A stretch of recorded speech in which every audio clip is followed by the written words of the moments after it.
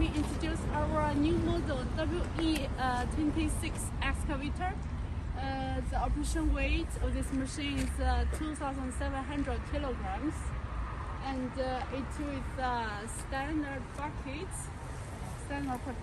and also you can choose the quick hinge.